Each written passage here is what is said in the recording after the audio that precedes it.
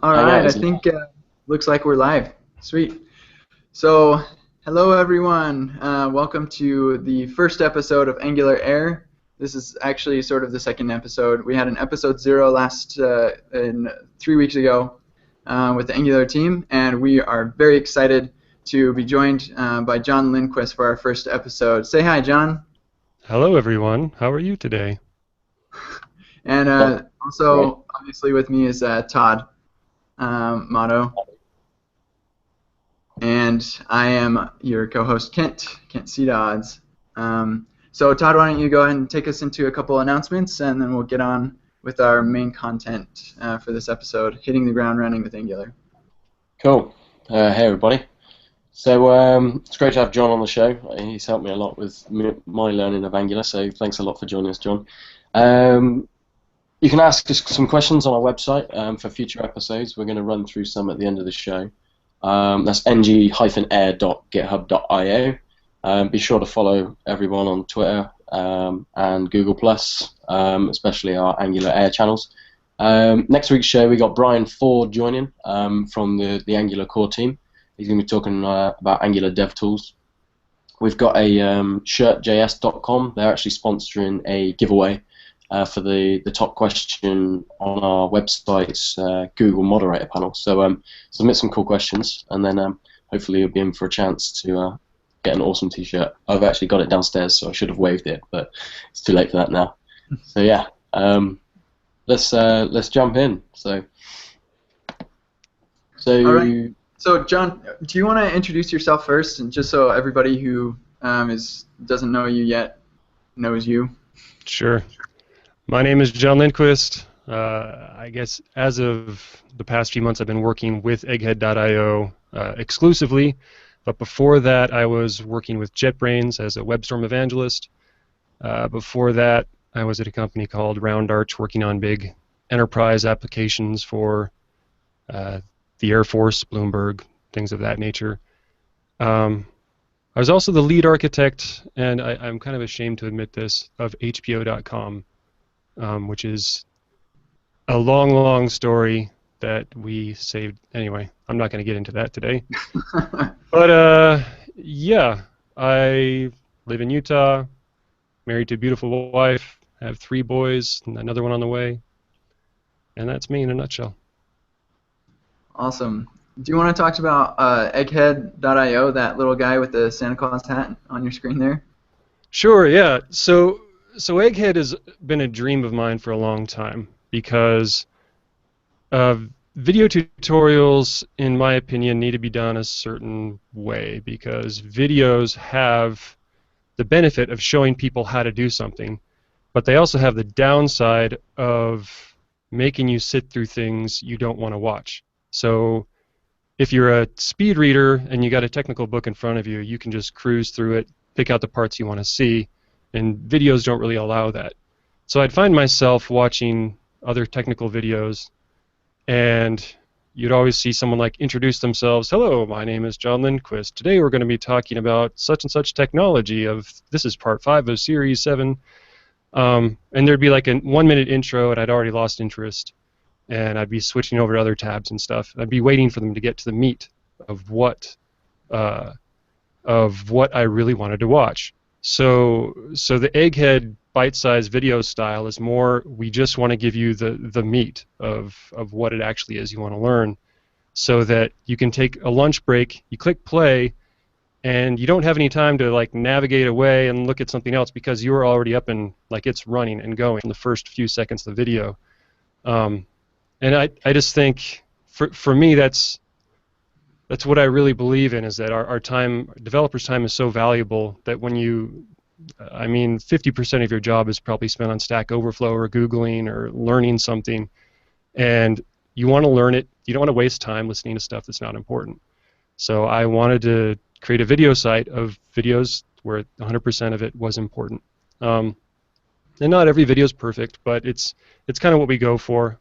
Kent has made videos, and I've critiqued his stuff and said, you know what, can we shorten the beginning a bit? Can we cut out some of the end stuff? You know, I try and counsel our other contributors on kind of the style that we go for. So that's kind of where it came from. It was initially a YouTube channel of just my name, but then to help grow it, I knew I needed to make some money somehow to bring other people on, and that's where Joel Hooks came in. He's not on today, but over a year ago, Joel came on. We turned Egghead into something from just a YouTube channel that made, I think, even with millions of views, if you're interested in numbers, you get millions of views on your videos in a technical thing, that equated to the maximum was $200 a month. So it was a lot of effort for nothing, and now we're a good company that can support paying much more than that to 12 people. So yeah, that's Egghead. Do you have any questions about Egghead? Well, yeah. So one thing, and maybe this will take us away for a second, but we were curious. Egghead, like I am an author, so I know we focus on more than just Angular. Like there are several technologies that we deal with, but like a huge focus and the major, like the majority of the videos are focused on Angular. So what got you into Angular? What got you interested in making these videos? And yeah, how did you first start getting into Angular? Yeah, so let's see, was it 3 years ago or so, like early 2012, late 2011, I think. If you're familiar with the Flex framework back in the Flash world, back when that existed and was a thing, you used to build rich internet applications, which are now single-page applications, which will probably be named something else by next year. You'd build those in Flex, and that was the best way with a component set and a framework to get up and running, to get a large team of guys working on an application for enterprise level development.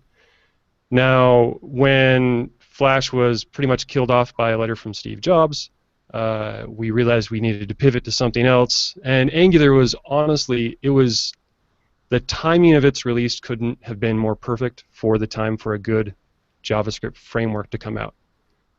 So, at the time you had jQuery, jQuery UI, you had some backbone stuff, but finally you had this thing that could build the components, hook up to services, and start building large applications. So we had to build back when I was with RoundArch, we had to build a mobile application, and we wanted to work on the web as well. And I mean, 3 years ago, it's weird how different all this stuff was just 3 years ago. But we used, I think it was Angular 0.9 or before that even. We used the jQuery UI components. There's like a wrapper for it for Angular, and we used those to build a mobile app. Packaged it up in PhoneGap, and it was for JavaScript for everyone. I know a lot of people have made the transition to JavaScript through Angular. I know a lot of people have have a JavaScript background and started with jQuery and moving to Angular, which is, you'll get a completely different sense to it.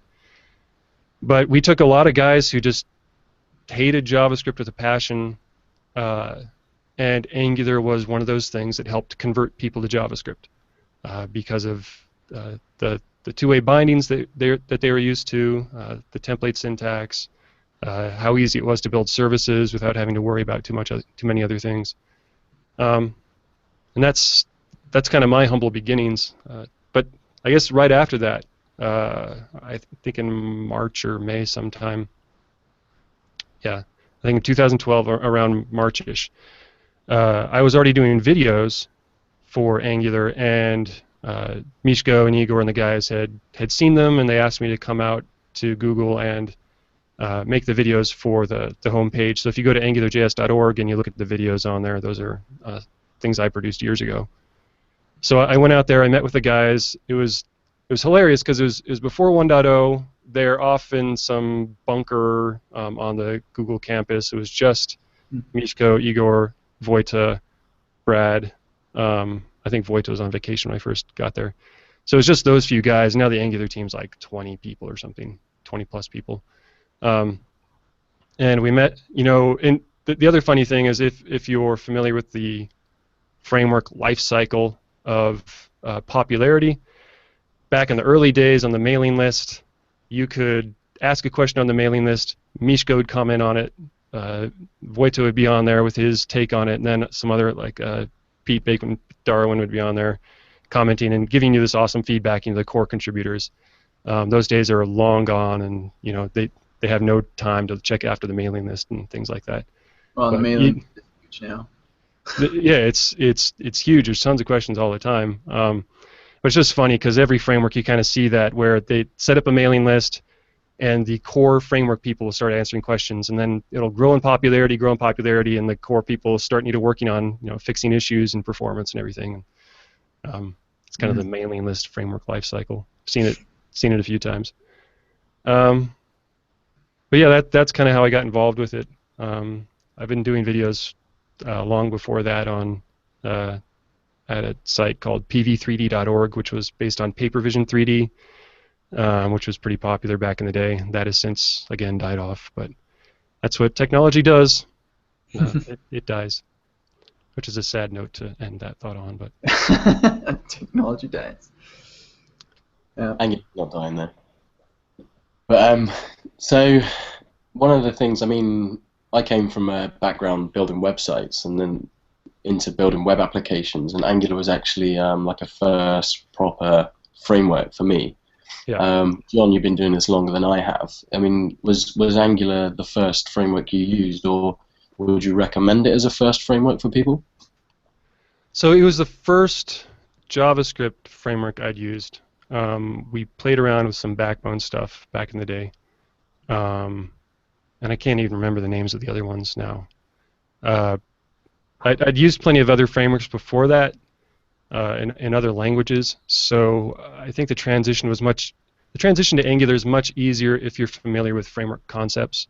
If you're familiar with, even something as simple as a model, because a lot of people, even if they don't use frameworks or they don't know what those terms are, they use them already. They just haven't put a name to it, which is again a hard thing when teaching, like you try and teach dependency injection or something, and you show them this concept, like, well, I already knew that, I just didn't know the name for it.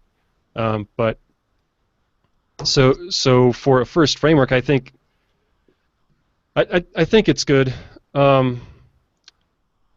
There's one thing that's always kind of bothered me with Angular as a framework, and kind of one thing that I've always thought's missing, and this goes along with all the other JavaScript frameworks that are out there, and that's they didn't ship with a component set to start with, and this is, again, my personal opinion, but for me, if I were to look for a framework, I would look to the UI first, where people start with Twitter Bootstrap and then they want to hook that up into something. So if Angular would have started with there's a really popular library for Angular, the Bootstrap Angular from the Angular UI guys. If they would have started with that and had all the examples on the home page based on components with accordions and date pickers and everything, I think that just would have been a glorious introduction to a framework where you start with the visuals and then you hook them up into your services and through your controllers and whatnot. Whereas the really hard part of getting started with Angular for people who are getting into it is they see the two-way binding and they get enticed. They're like, okay, this is awesome because an input is already a component, right? And a button's a component, and those are things you can make in those simple demos.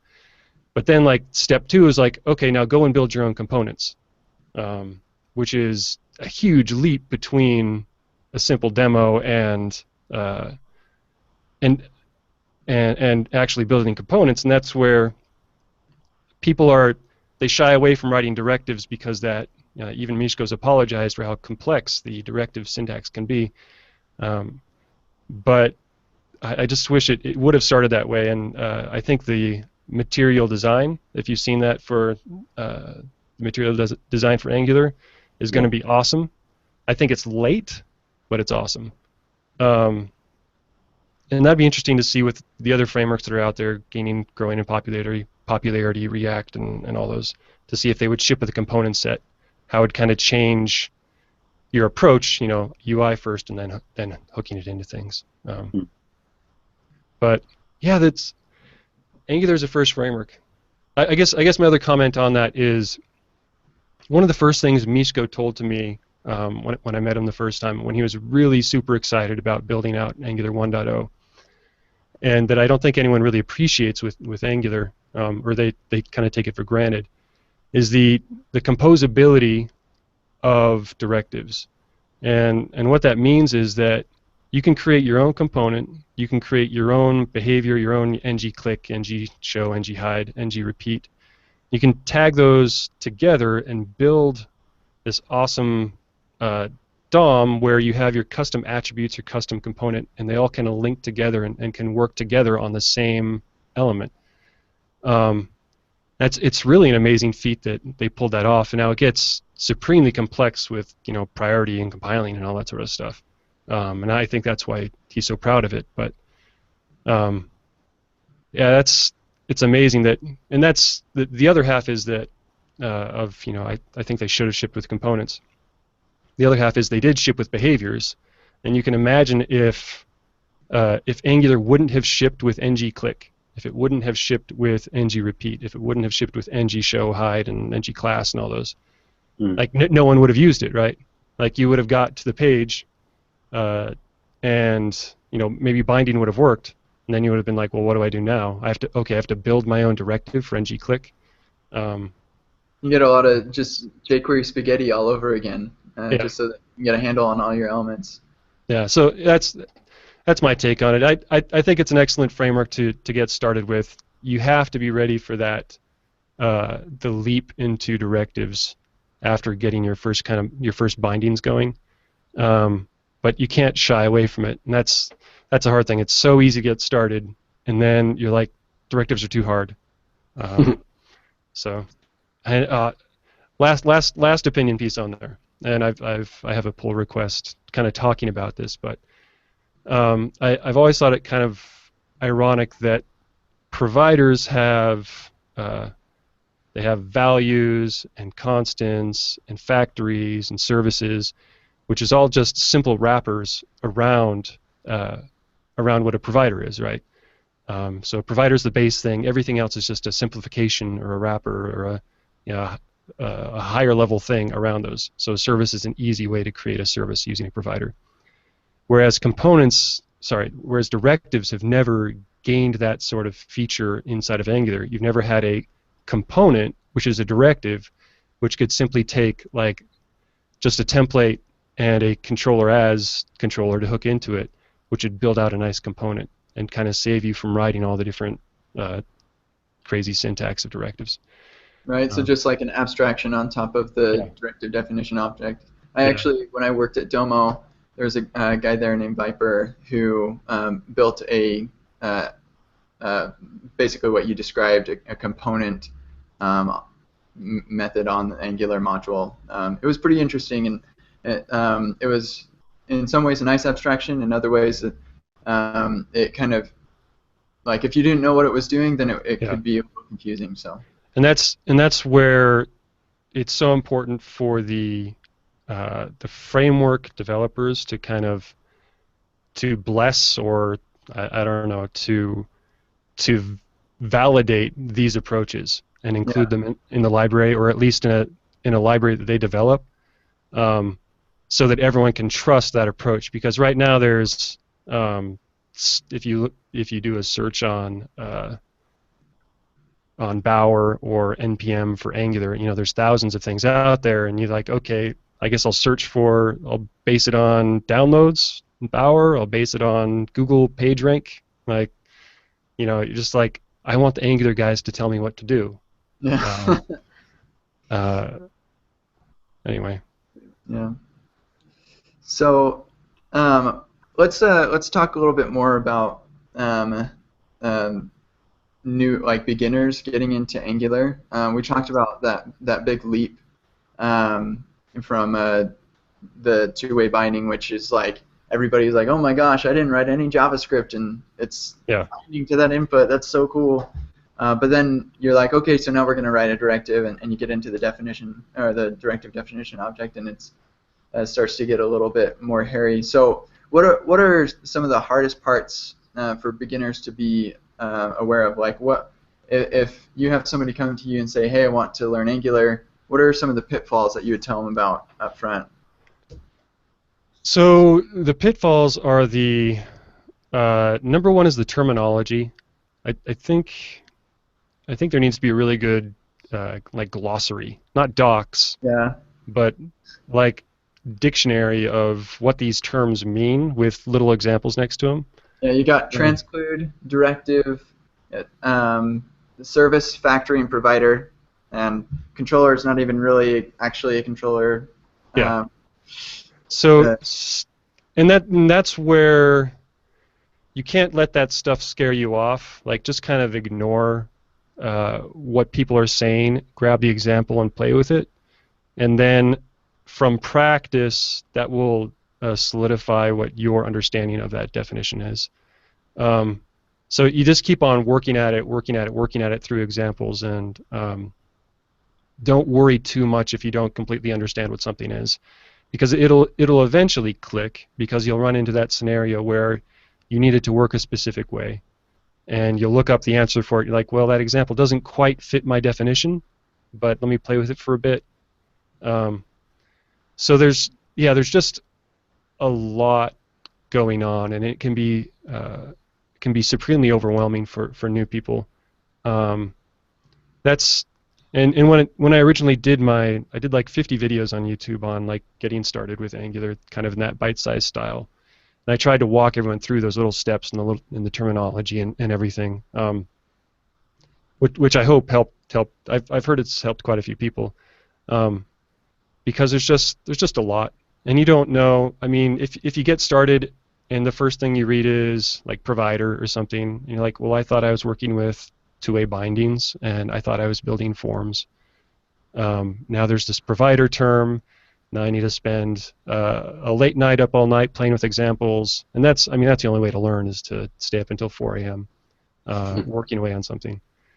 So yeah, there's just but yeah, my advice is don't let the terminology scare you away. Don't let the vast amount of definitions of concepts scare you away, because once you get the hang of it, it becomes so second nature that you're like, well, how come, like, I get this, how come you don't understand what I'm talking about when I say, the transclusion, pre-isolate scope, and all that sort of jazz, whatever that definition of transclusion is.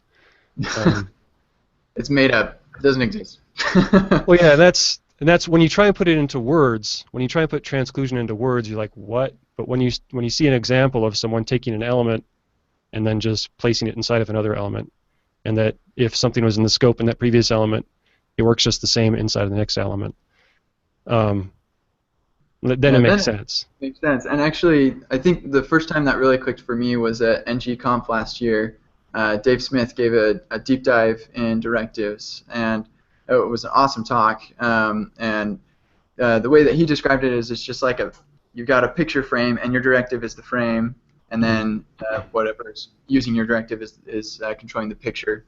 And yeah, it really clicks. But yeah, you're totally right. Like, there are some concepts in Angular that you just have to know and figure out. And a lot of the time, like answering questions on Stack Overflow or in the mailing list or on IRC, lots of people's questions just come as a result of like not doing things the Angular way. And that kind of comes with the framework. Like, you've got to whatever framework you're using, you've got to do it that framework's way, and then you can become really very productive. Yeah, that's an interesting. That's a good talking point, where the Ember guys have always ragged on Angular for not being opinionated enough, and Ember is so opinionated you have to do it that way or else it's not going to work. Whereas there are so many temptations in Angular just to say, okay, root scope all the things, and it'll work, right? It's working. That's going to bite you later on, but it's working now. Ship it, and we're done. It's biting me right now. Okay, yeah. It's possibly biting you today. Inherited something, and it's awesome. Yeah. So yeah, there's so many ways to get it done in Angular, and when I think it's a little condescending to tell someone they're not doing it the Angular way, because they just haven't learned it yet, and there's all lots of things we haven't learned. We're all stupid in our own way. I'm dumb in so many things, but yeah, it's just you just got to say, look, root scope. It's an anti-pattern. It's a code smell. Just avoid it unless you're doing, handling URL changes or something, and just kind of show them the approaches and techniques, the true patterns of Angular, and that's, I don't know, it's so hard. There's so much going on, like the idea of patterns in Angular. I think kind of like the component abstraction of a directive, I think could have been helped out a bit as far as abstractions around some things.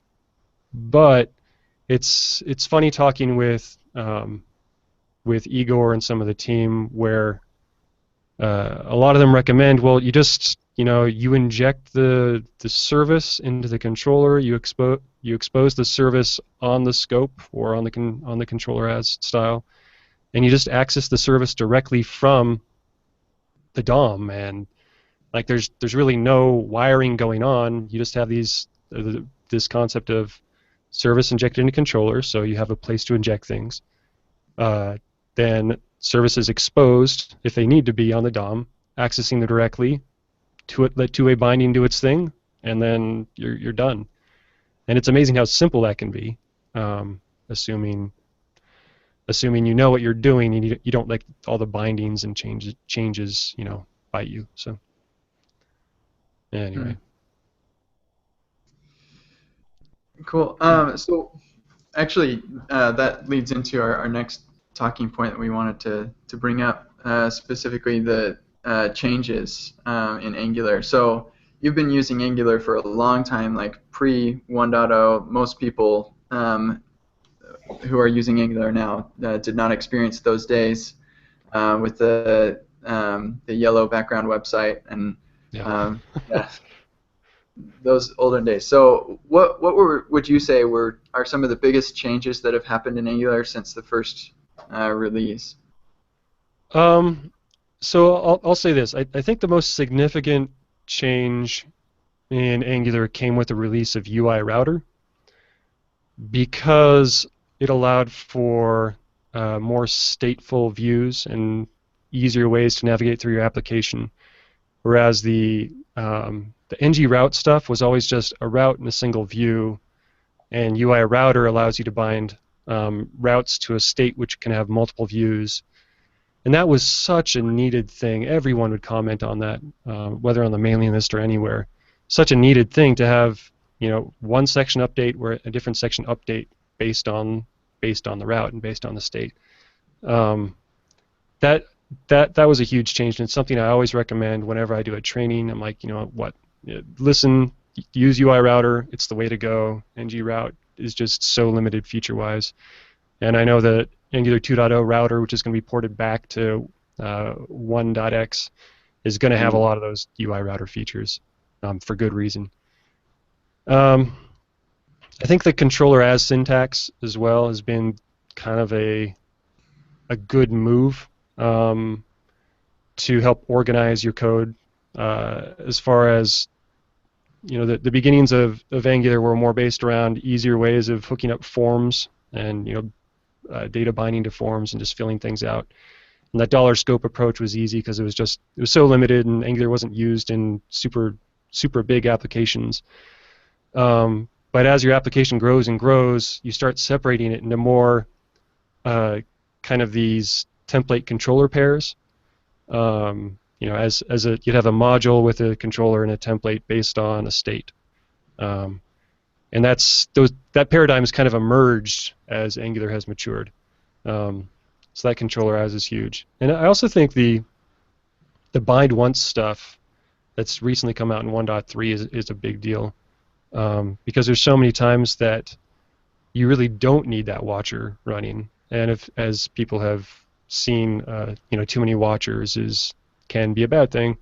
So binding once is it's kind of a funny looking syntax, but I guess it works. Is I think a huge improvement. Other than that, I have to think pretty far back. If I think of something, I'll bring it up.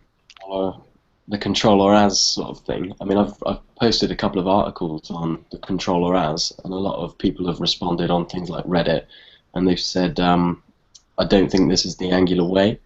The controller as is just for people begging for a class syntax. So what would you advise somebody listening to that? My advice is that I have a pull request for the Angular homepage that Igor and Brian have approved. I just need to change some of the wording in it. That updates all of the homepage examples to using the controller as syntax. That's the Angular way then, huh? Yeah. So, and they're also working with a bunch of people on a style guide that's going to be like the kosher Angular style guide or whatever. So that is whereas syntax is the Angular way. As much as I hate the term. There are reasons for it too. It's not that we're just begging for a class syntax. I actually personally I really like just using regular old JavaScript objects in my JavaScript. I don't do classes very often. Yeah. But switching over to the class syntax and following the style guides that are out there. Todd has one, and John Papa has a great one, and I know that we're working on, or they're working on a new and improved that's going to be awesome. But the style guides recommend a certain syntax for controller as well, which I think is a really good way to do it, an easy way to think about it. And it helps you remember that your controller really is just a view model. And it also protects you from some pitfalls. I think my least favorite pitfall ever that I've spent tons of hours on, the simplest thing is when you bind a primitive to the scope, and then you put that in an ngIf somewhere, and all of a sudden, that value is not bound anymore because it's bound by value, not reference, and you spend hours trying to figure out why is this different value on these two different scopes. It's totally crappy. But if you use controller as, you don't need to worry about that at all. And there are lots of other reasons why using controller as has been really awesome for me. So I'm glad it's the Angular way. Yeah, I found it a lot easier with debugging, because I mean when you console log the controller, for instance, you get the whole object in the console, and not everything's in a specific order. But if you use I use controller as VM. I know John Papa recommended using that, and I've been using it ever since. And you actually get just that one object in the controller, and you dive into that, and your whole controller's in there. It makes debugging far easier. Yep. And testing as well with the unit tests. Yeah. The other interesting thing that's emerged from that is that using an ng controller attribute has kind of turned into a code smell, because a lot of people, and I'm kind of in this camp, I think controllers should be reserved for templates where you have a state that has a controller and a template, or a template URL, or you have a directive that has a controller. And now 1.3 even has bind to controller, or whatever that Boolean property is, that is pushing you towards that controller as syntax even in directives. So it's you never really use that ng controller anymore in your applications, even though every single demo online has used them. It's funny to me how different the Hello World Angular example is when you compare it to, okay, this is Hello World when you start in a new state with a new controller and your state has a template, and that template has the actual Hello World example in it. And it could even have something like a resolve in there, or something that you use all the time, because I mean it just looks so different, and all the simple demos just show that really simple thing, and you kind of miss out on the bigger picture of,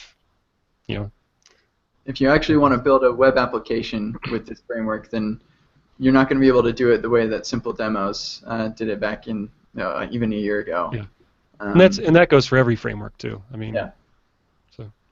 Yeah, that's true. And seriously, I couldn't agree with you more about the ng controller stuff. When you do that, you wind up kind of encouraging depending on scope inheritance. And scope inheritance is great, but it's also not great. And because when you rely on scope inheritance, you don't really know what your API to a component is. And so, like, what things need to be on the scope for me to use this controller and this template? It can become very hairy very quickly. And so, yeah, I think using like all controllers that are just like basic controllers should belong to a state, and they have a template that's associated with them there, and then everything else should be a directive. That's where the opinion, the opinionated way of using it that way, it also forces the good behavior of injecting services in your controller to access, your model, or whatever you're going to use for models, instead of trying to use scope inheritance to find where everything goes. You're forced into that way because you don't know, you can't see visually from your different templates what inherits from what on the DOM. So I think there's a lot of wins. That's another controller as benefit. You don't have to do $parent, .parent, .parent, and keep traversing up to try and find something. You can just use the variable that you've instantiated it against. Yeah, well, and then it also, because it encourages making sure that your dependencies are known, that makes testing incredibly easier.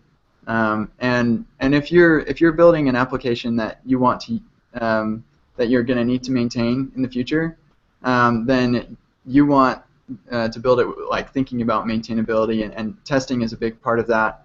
Also, being able to reason about your application is a big part of that, and controller as and using UI router with the states and resolve, so that you resolve your dependencies into your controller. You don't do any asynchronous stuff in your controller if you can help it.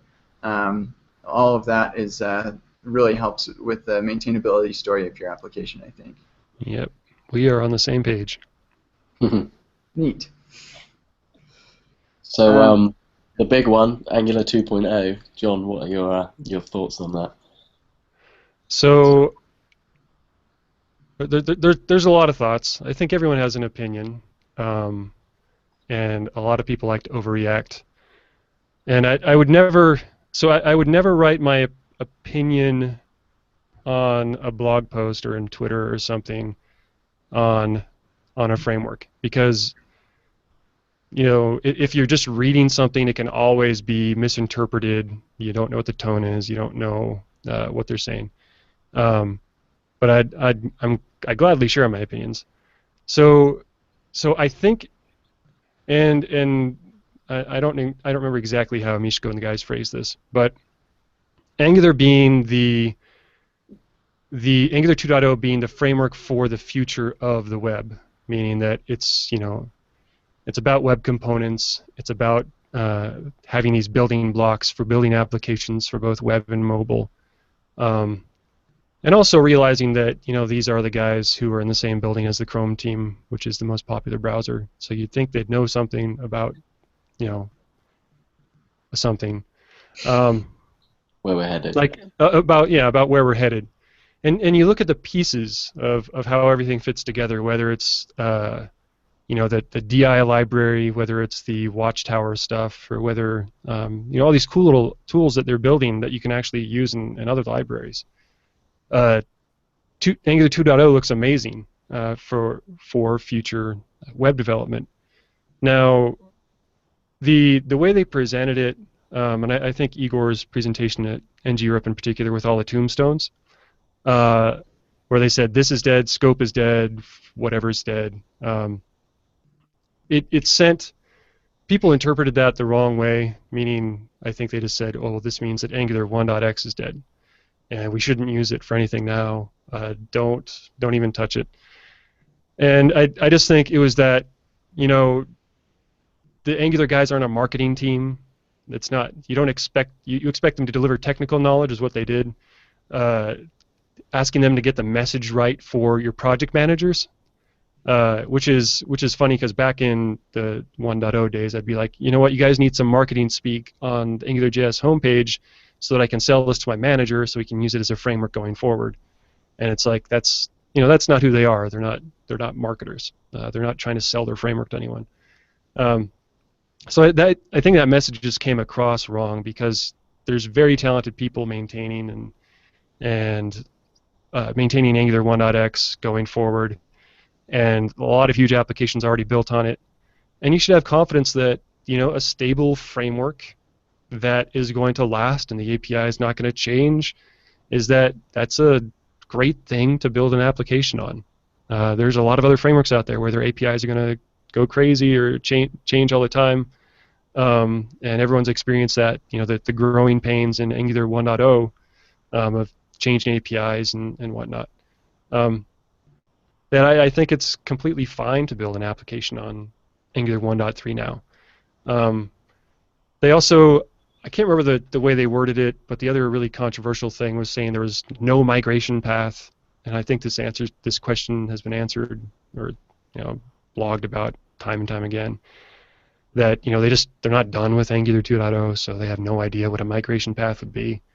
I think that the best thing you can do now is use the controller as syntax, and write your controllers as classes, because where they said before that controllers would be dead in Angular 2.0, Miško actually clarified, saying that, well, controllers are they're everywhere and they're everything. You're just not declaring them like you did before. So if you have it a class-based, and that's where a lot of the directives and things in Angular 2.0 are going to be class-based, I think that'll make the transition much easier. Same with services. If you write your services in a similar class-based thing where you don't depend on too many of the Angular internals, then you should be fine. But again, it's a major breaking change. That's all there is to it.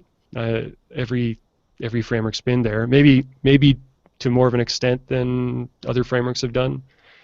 But no one ever expects to load 2.0 version of their code into something and just have it magically run. There's always going to be growing pains. But I don't know. It's funny how if you contrast it with something like a React, where they're solving the performance issues with the virtual DOM and those sorts of really cool and amazing ideas, and you contrast that with Angular, who's like, what, we anticipate DOM performance is going to improve, so the need for virtual DOM isn't really there. I kind of side with that. Is that the DOM performance is going to speed up, and you can build components against the actual DOM and not just rely on a virtual DOM. I may be wrong on that, and that's just my opinion, and that's just trying to guess the future, because React solves a very an issue today. Mm-hmm. But again, Angular 2.0 is not even going to be out for another year or whatever, and think of what the internet was a year ago. Yeah, that's so true. We were all playing with border radius about a year ago. Yeah. Exactly. Yeah, there's actually a really interesting post. I came across it this morning on Reddit. Will AngularJS 2.0 scare developers off? And I think we won't go through it now, but if anybody's interested in that, it kind of continues this conversation. It's quite interesting because there's a lot of Angular developers sort of jumping in and calming people down and stuff to stop people freaking out. So, well, it's funny because it's funny you bring that up, because the template syntax for Angular 2.0 is crazy, with parens and everything inside your attributes, or as attributes. Mm-hmm. And there's that big issue on GitHub, I think it's 133 or something, where people keep on arguing the syntax, and Miško wants everyone to talk about the semantics. Yeah. He actually asked me to make a video to explain to people what's going on in templates in 2.0. It's like, John, help me out here. We need to explain the difference between syntax, which doesn't matter. We'll do it however we want, but we really want to convey intent through the DOM, mm-hmm. which is a foreign idea, and that's where semantic DOM, or writing the DOM in a way that conveys the intent of what you're trying to do in your application, is historically been impossible. But that's what the web is moving toward, right? Like that's that's the future of the DOM.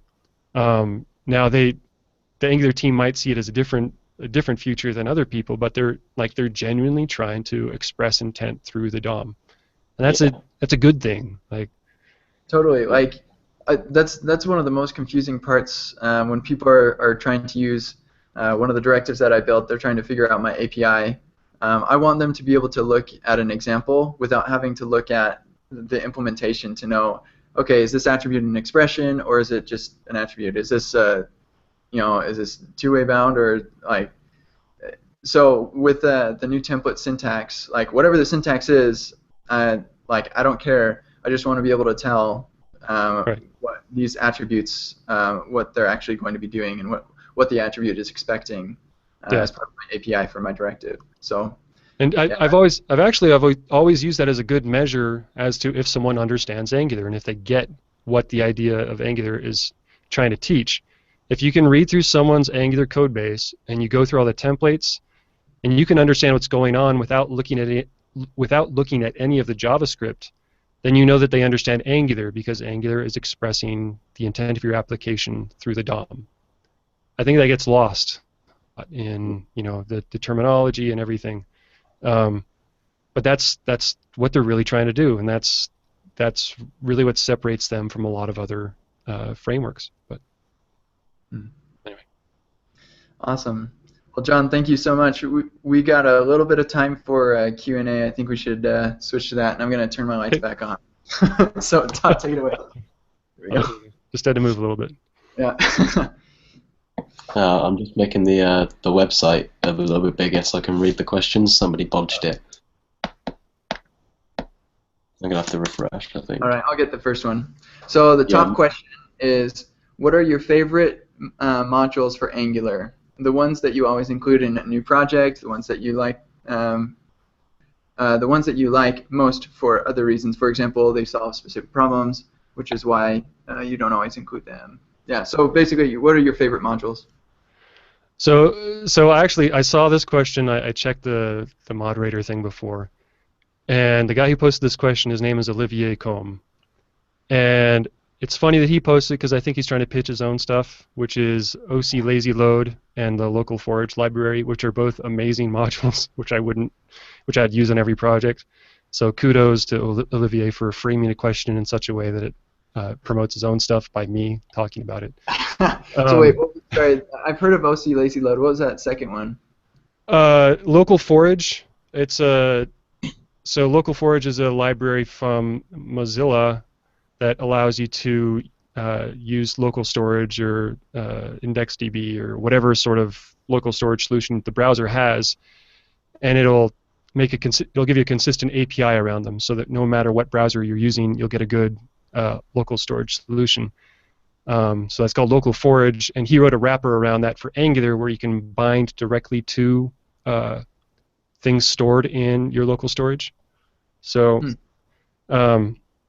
And then OC Lazy Load, which I'd only recommend for the really super large projects that need to lazy load code, but you can lazy load in, meaning load in after or during runtime, directives and other things that you typically couldn't, directives and modules that you couldn't otherwise. But again, the number one module is UI router. I would not write an Angular application without it. Like, it's the foundation which I build an application in Angular. Yeah, I do agree with that for sure. Mm-hmm. Cool. And actually, I was trying to decide whether to even bring this up. So I'm going to push one of my own things. I help maintain a project called Angular Formally, and it's just an abstraction on top of forms, so you don't have to write so much HTML. And you kind of configure your form, and that's another module along with UI router and UI Bootstrap if I'm using Bootstrap that I don't build an application without. So. Yep. Do you have any, Todd? No, I'm not going to plug in my own work. Thanks, guys. No, do you have any modules that you use in every NG Todd is the one I always turn to. That's it. That just builds your app for you. Yeah. No, We actually write a lot of homegrown components at my place, so we use UI router as a base. We started tinkering with React, but we won't talk about that on this show. So yeah, mainly UI router, and then the stuff. Interestingly, it is a dynamic kind of form renderer as well, Kent. So we'll see if ours is better than yours. Showdown time. Yeah, there are a couple out there, and there are a lot of good ones. Yeah, no, there was one I found. I can't remember it, but that kind of inspired me. It was like a huge JSON object, and it was like recursive directives, and I was like, I love the way that Angular just pulls all these directives together. So that was sweet, and then we built our own. So Cool. Should we go on to the most popular question? Yeah. Can you share how Egghead.io is performing from a business point of view? Oh. Is it making enough money so you can quit your job? So yeah, so both Joel and I are full-time on Egghead now. So I quit my job, I guess, as the JetBrains guy, even though you'll still see me tweet and post things about WebStorm all the time. I still love it. I'm just not with JetBrains. And we also make enough to pay, the 10 plus, I think we're up to around 15 people all contributing other videos, a couple grand a month so far, and hopefully that'll keep growing. And yeah, it's doing very well. There's a yearning for knowledge out there, and I hope we're filling that gap. So. Mm. And I think that, and I wanted to say this earlier, the bite size philosophy is awesome, and that's one of the reasons that I like making videos for Egghead, is that it's easy to just focus on what's important in teaching, and I like learning that way as well. So yeah, I think it's awesome, and yeah, so thanks for your efforts. Thanks, fellow Egghead person. I need to shave my head and then I'll be on the show, won't I? Yeah. That's all it takes. All right, so the next question, and I think this will about wrap us up, unless we think of another that we like. What do you think is really missing in Angular that could be improved? It could improve productivity a lot more. It could improve productivity a lot more. I think we talked about that quite a bit already.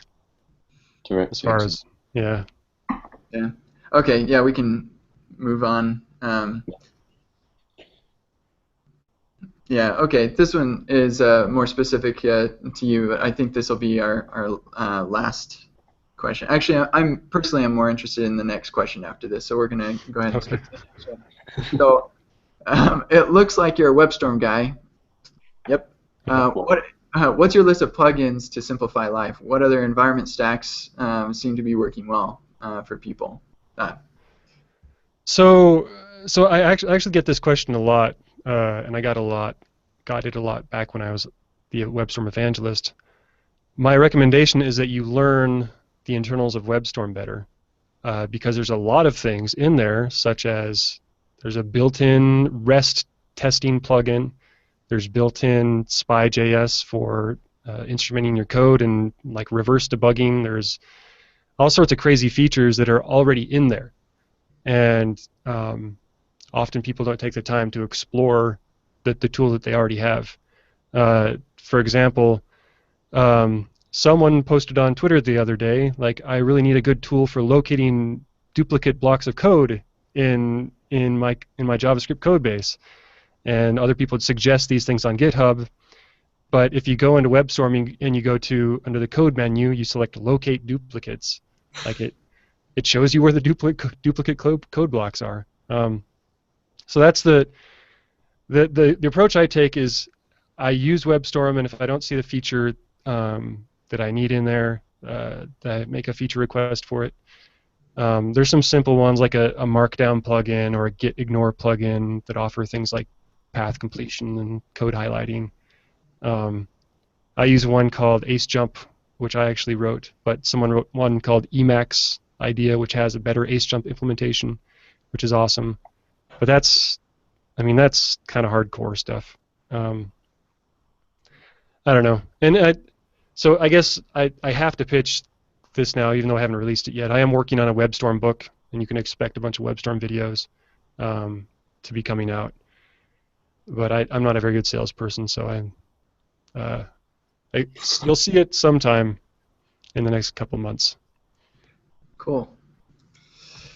All right. I think that was everything that I wanted to cover, and we're pretty much up with our time. Was there anything else that you wanted to talk about, John, or anything you wanted to bring up, Todd, that we didn't? I just want to say thank you to everyone who's supported me for getting Egghead up and running. It's been a dream of mine for a long, long time, for years and years. I put videos on YouTube or various places, and I know a lot of people have kind of followed me and made the similar transitions with me.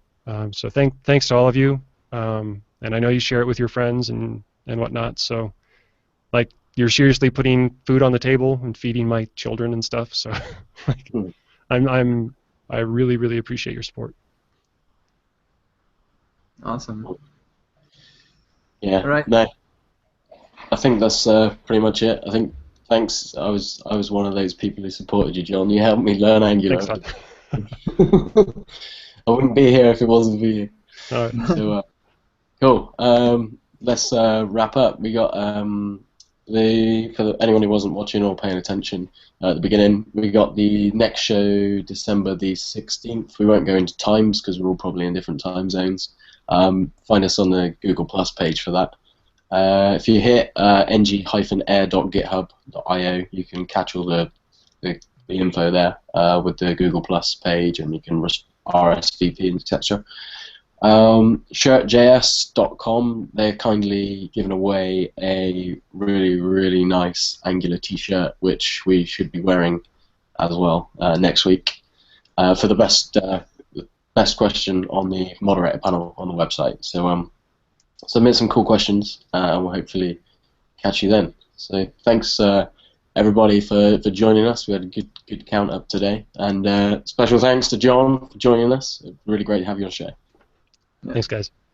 Thanks, John. Okay. See you. Bye. Cheers. Bye.